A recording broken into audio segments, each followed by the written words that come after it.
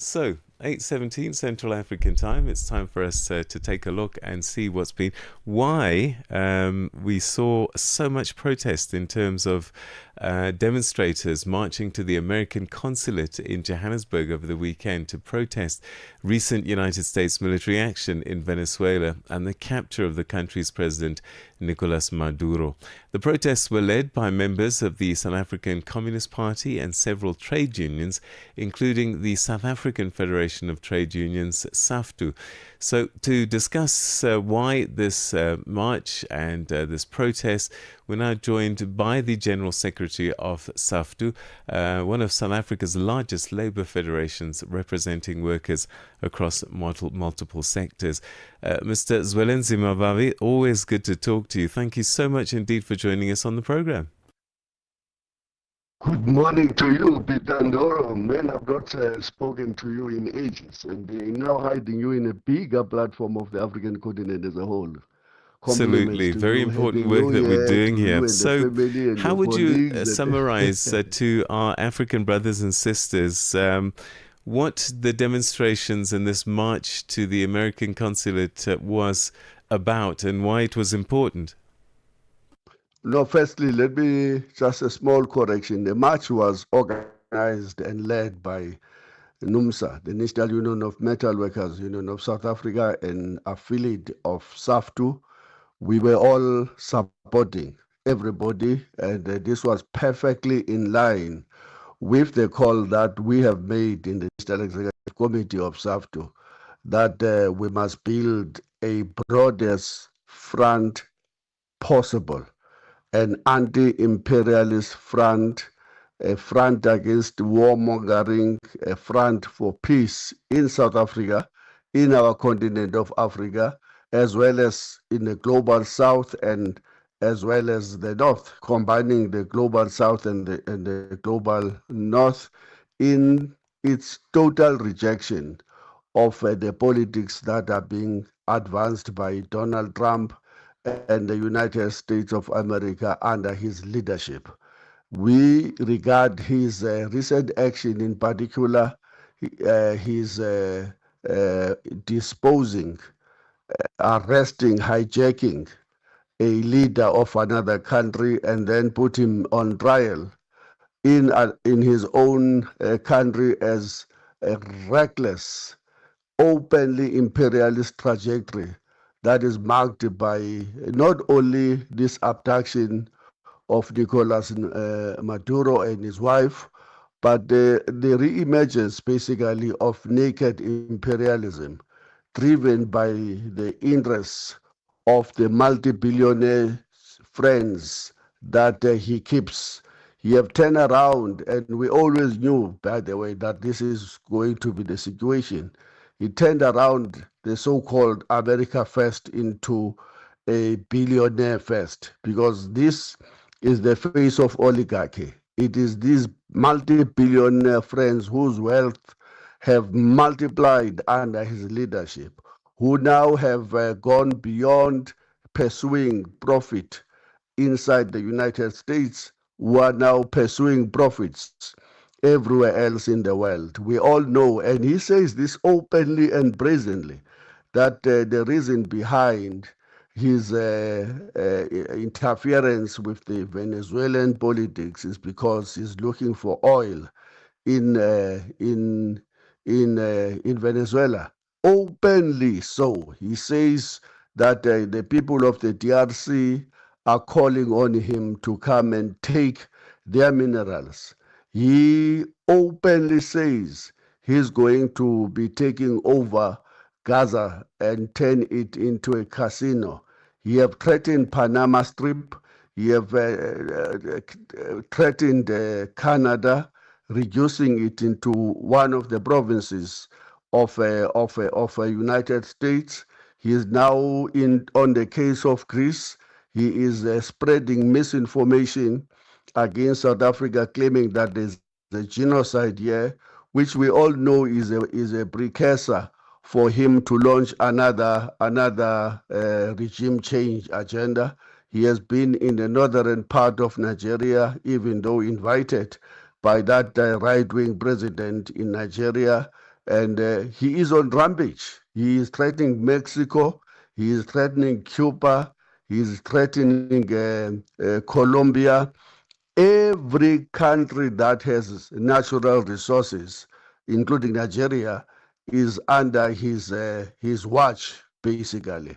This is what we call capitalism or imperialism is actually the last stage of capitalism in the system inside the United States. Now that they've exhausted, there is no more expansion of the system inside the United States. They're now pursuing profits and resources of other countries, basically the world over.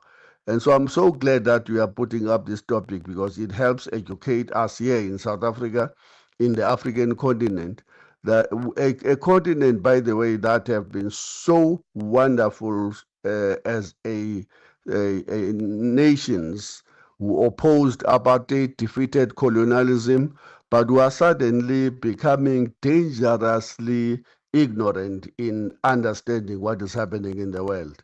So this march on Saturday was not only about opposing this Trump, but also it was about educating the continent about the dangers of the current geopolitical agenda that seeks to destabilize the whole of the world.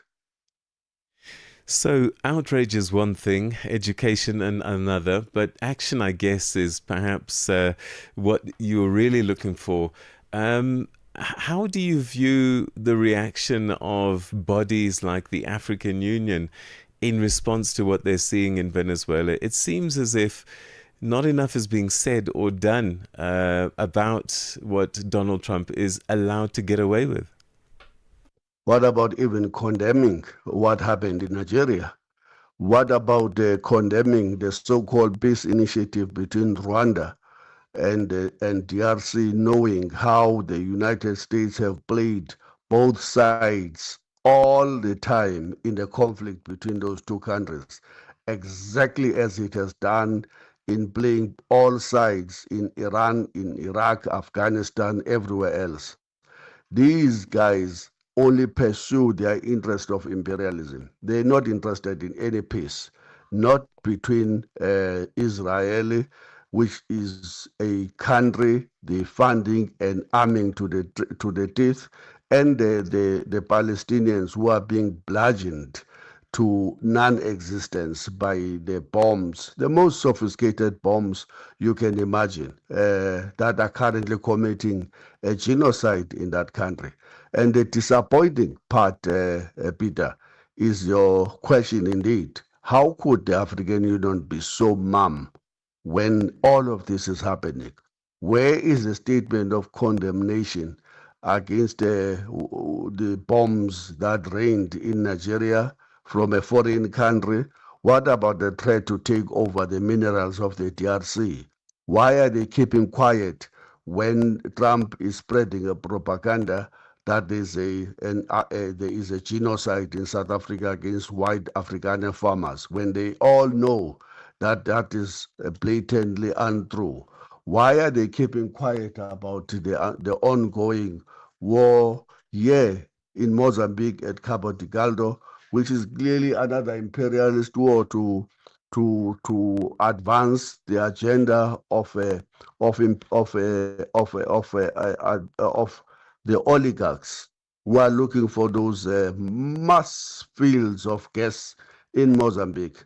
When are we going to practice what we preach? Solidarity is the only way out of this quagmire for weaker continents such as ours, who should be strongest, by the way, if we were to look at the mineral resources that Trump is looking for. We should be calling we should be getting everybody to sing to our music, but we're not, because we are disjointed.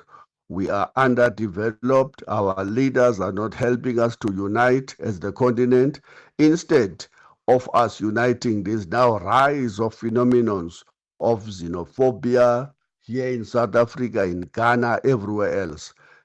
Because we don't know how to unite against our real enemies. We are good at chasing the lizards. when the crocodiles are against us. All right, we're running out of time, but perhaps one question that keeps coming up. What do you say to people who say, look, Nicolás Maduro wasn't loved by many Venezuelans? A survey March 2025 by Clear Path Strategies found that 64% of Venezuelans considers Maduro's mandate illegitimate. And for them, they're saying good riddance. No matter how it happened, we're happy he's gone. What would you say to them? Look, Maduro is not a friend of the left movement. We don't like his leadership style. We think that is dictatorial. We think that is authoritarian. But we believe that that is a business of the people of Venezuela to sort out, not some superpower from elsewhere to come with such a naked aggression and break international law, break the United Nations Charter of non-interference, and then abduct a leader and his wife. Can you believe it? We can't for a moment condone that. That's why we condemning that act in the strongest possible way we can. And by the way, this thing of Maduro is also exaggerated, and I wonder what is the authority of this 64%, because this is exactly what Trump does. He started with the propaganda in Venezuela, how they are dictators, they are sending drugs to the United States, they've killed Americans, and before he launches this attack. He does exactly the same thing against Mexico, all those people who have drug problem here before he launches an attack. He is now doing that in South Africa. Right. There's a genocide in South Africa before he will launch an attack. And I hope that South Africans and the whole of the African continent can wake up and smell the coffee, that they will not be immune from that type of an agenda. You start with misinformation to justify your naked aggression against the country. After all, who is Donald Trump, who is now sentencing and putting in trial a chairperson of the Reserve Bank because he will not take his instruction to impose a particular interest rate that is totally scientific and away from the realities of the American economy? General Secretary Zwelinzima Vavi, we're going to have to leave it there, unfortunately. We've run out of time, and I hope our next conversation comes much sooner. Thank you very much, Peter. Thank you.